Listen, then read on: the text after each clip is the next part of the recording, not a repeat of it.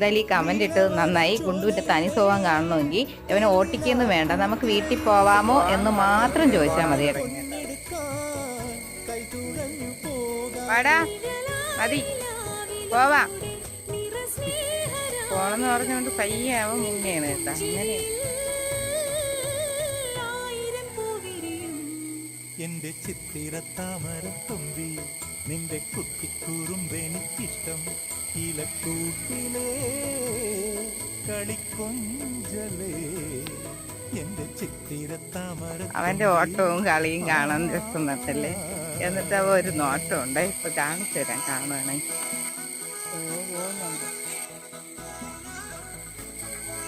ഞങ്ങൾ പോവുകയാണ്. വാ, വീട്ടിൽ പോവാ.